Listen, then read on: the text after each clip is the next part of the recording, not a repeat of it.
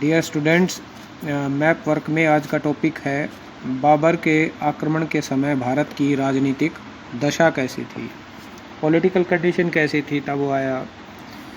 तो जब बाबर ने भारत पे आक्रमण किया 1526 में, उसने पानीपत के युद्ध में लोधी वंश के शासक इब्राहिम लोधी को हराकर भारत में मुगल वंश की नींव डाली। उस समय भारत में अनेक छोटे छोटे राज्य थे और ये राज्य आपस में लड़ते झगड़ते रहते थे। उस समय भारत में ऐसी कोई सार्वभौम सत्ता नहीं थी जो इन सब राज्यों को जीतकर एक बड़ा साम्राज्य स्थापित कर सके।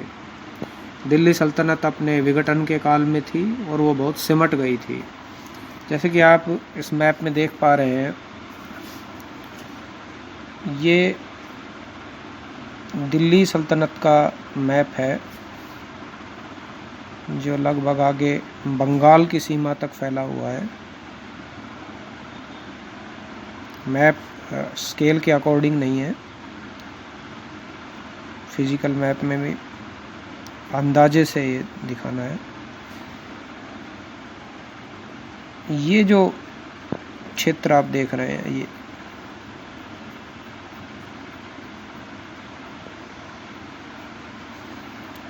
यहाँ पर लोधी वंश का राज्य था। लोधी वंश, और यहाँ इस समय इब्राहिम लोधी शासन करता था।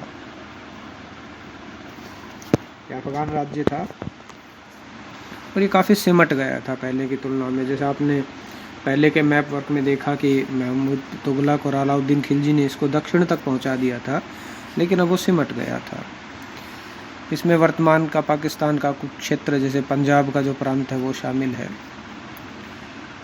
इसके बाद उनकी सल्तनत से बाहर हो गए थे, जैसा कि आप मैप में देख पा रहे हैं। सिंध,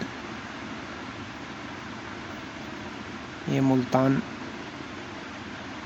ये स्वतंत्र थे।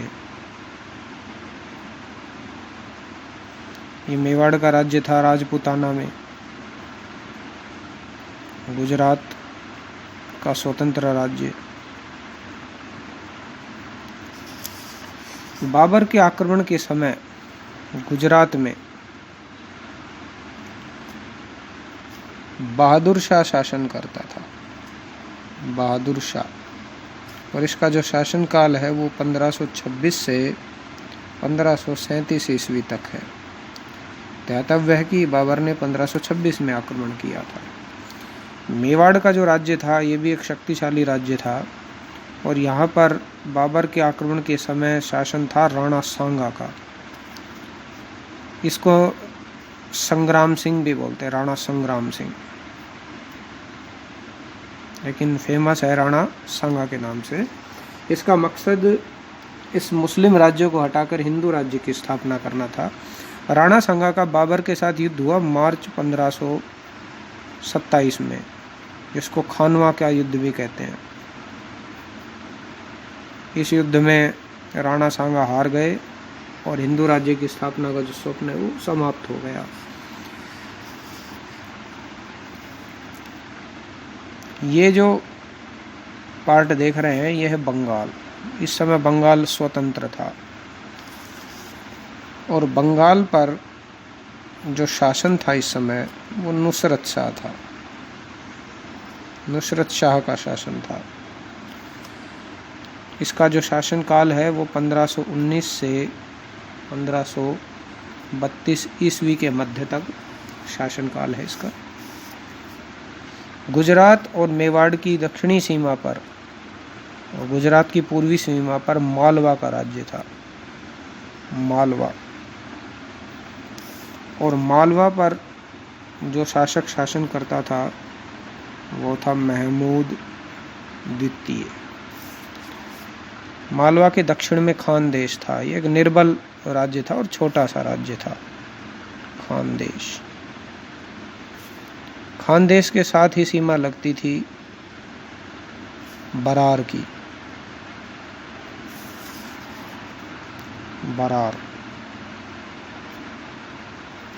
बरार में इमाद शाही वंश का शासन था। इमाद शाही बाद में इसी बरार को बीजापुर अहमदनगर ने हस्तगत कर लिया था। खानदेश के दक्षिण में था अहमदनगर का राज्य, अहमदनगर। और ये देख पा रहे हैं आप, यह है बीदर और ये है बीजापुर। बीजापुर की सीमा विजयनगर साम्राज्य के साथ लगती थी, जो इसके दक्षिण में था। गोलकोंडा ये उड़ीसा का राज्य था और यह है गोंडवाना। यहाँ अलग अलग राजा राज्य करते थे। जैसे उड़ीसा में उस समय गजपति वंश का शासक था प्रताप रुद्रदेव। विजयनगर साम्राज्य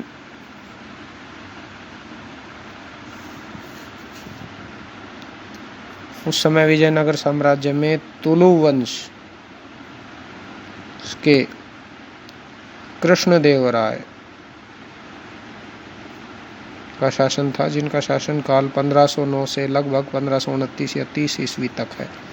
ये तुलु वंश के शासक थे। और बाबर इनका अपनी जो आत्मकथा है तुजुक बाबरी, उसमें उल्लेख भी करता है और कृष्णदेवराय को बहुत शक्तिशाली शासक बताते हैं वो। बीजापुर में आदिल शाही वंश था। आदिल शाही, इस आदिल शाही वंश की जो स्थापना है वो यूसुफ आदिल शाह ने की थी। और बाबर के आक्रमण के समय यहाँ पर इस्माइल आदिल शाह का शासन था। इस्माइल आदिल शाह, इनका जो शासनकाल ठहरता है वो 1510 से 1534 ईस्वी के बीच में ठहरता है।